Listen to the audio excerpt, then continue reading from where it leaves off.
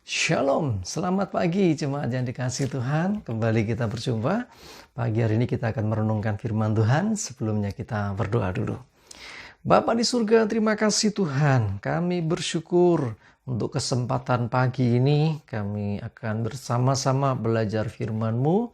Urapi hamba-Mu dan kami semua. Berikan roh hikmat, pewahyuan, pengertian. Dan kami menangkap akan pesan firman-Mu bagi hidup kami. Terima kasih dalam nama Tuhan Yesus. Kami berdoa dan bersyukur. Amin.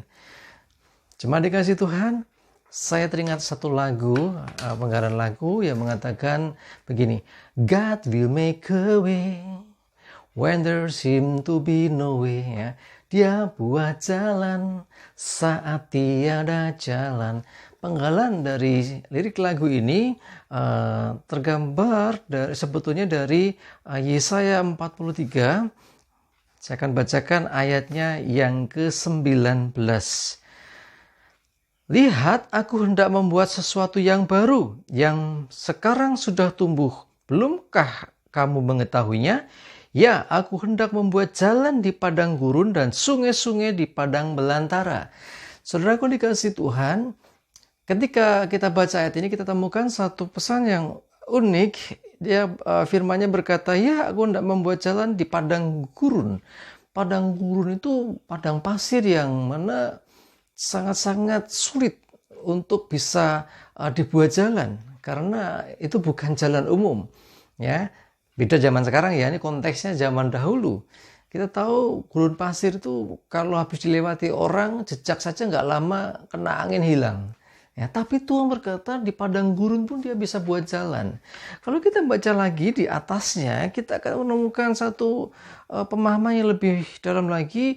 Di ayat yang ke-15, beginilah firman Tuhan yang telah membuat jalan melalui laut dan melalui air yang hebat. Ini sebetulnya menceritakan tentang bagaimana bangsa Israel keluar dari perbudakan Mesir dan dia harus menyeberang Laut Teberau. Ini yang sebetulnya dia gambarkan. Jadi luar biasa sekali. Betul-betul Tuhan bisa buat jalan. Nah, di dalam kehidupan kita, pergumulan lepas pergumulan, masalah lepas masalah akan datang.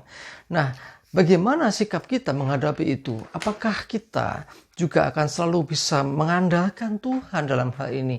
Ketika sesungguhnya kita memandang masalah kita terasa berat dan susah untuk kita temukan solusinya. Mazmur 37 ayat yang ke-5 dikatakan begini ya firman Tuhan. Serahkanlah hidupmu kepada Tuhan dan percayalah kepadanya dan ia akan bertindak. Kunci yang penting untuk kita pegang adalah serahkan dan percayalah. Jadi ini butuh satu ya, menyerahkan itu bukti bahwa kita ini sesungguhnya mempercayai Dia ya. Serahkan dan percayakan kepada Tuhan. Maka Tuhan akan bertindak. Seringkali kita ini berjuang sendiri tanpa melibatkan Tuhan. Makanya sering ada ungkapan mengatakan kalau kita turun tangan maka Tuhan angkat tangan. Saat kita angkat tangan, Tuhan turun tangan untuk menolong kita. Nah, jadi serahkanlah hidupmu, serahkanlah kepada Tuhan dan percayalah Ia akan bertindak. Ini yang harus kita mengerti. Ya, jadi juga di dalam 1 Korintus 10:13 ini kita sering baca, bahkan kita juga sering sampaikan, dikatakan pencobaan-pencobaan yang kamu alami pencobaan biasa tidak berlebih kekuatan manusia. Saat dicobai, Allah tuh setia, Dia akan memberikan jalan keluar, kata firman Tuhan, akan diberikan solusi. Jadi dalam Tuhan tidak ada jalan buntu. Jadi bagi Tuhan tidak ada yang mustahil, tidak ada jalan buntu, pasti ada jalan keluar. Kita masih ingat kisah Yusuf, ya, anak dari Yakub yang dia dapat mimpi yang besar, mimpi yang sangat-sangat luar biasa. Ya, jadi seorang yang disegani, dihormati oleh saudaranya, bahkan oleh Yakub sendiri. Nah, dalam mimpinya itu. Lalu apa yang terjadi? Saat kita simak kisahnya, si Yusuf ini akhirnya dibuang oleh saudaranya ke sumur, bahkan dijual jadi budak. Sebelumnya jadi orang terhormat, anak kesayangan dari Bapak Yakub. Lalu justru berikutnya ketika dia dijual jadi budak. Tidak cukup jadi budak, dia jadi narapidana ketika dia dijebloskan ke penjara karena dianggap berbuat tidak senonoh ke istri Potifar. Jadi saat kita lihat jalan menuju mimpinya yang tinggi, yang besar itu seakan tertutup. Apakah tertutup? Tidak, saudara. Ya, kalau dilihat secara ukuran manusia, iya, anaknya Bapak Yakub yang disayangi akhirnya jadi budak, sekarang narapidana pun dalam posisi setelah dia jadi budak. Artinya apa? Budak yang dipenjara. Ini luar biasa, ngeri sekali. Seakan-akan stop, habis semuanya. Tidak ada lagi solusi. Tapi lihat, Tuhan mengangkat dia. Dan perhatikan, Yusuf orang yang bijaksana. Kita lihat dalam Kejadian pasal yang ke-50, ayatnya yang ke-20. Saya akan bacakan. Demikian firman Tuhan. Memang kamu telah mereka-rekakan yang jahat terhadap aku, tetapi Allah telah mereka-rekakannya untuk kebaikan, dengan maksud melakukan seperti yang terjadi sekarang ini, yakni memelihara suatu bangsa yang besar. Allah mereka-rekakan apa yang sebelumnya itu jahat oleh manusia. Jadi artinya apa?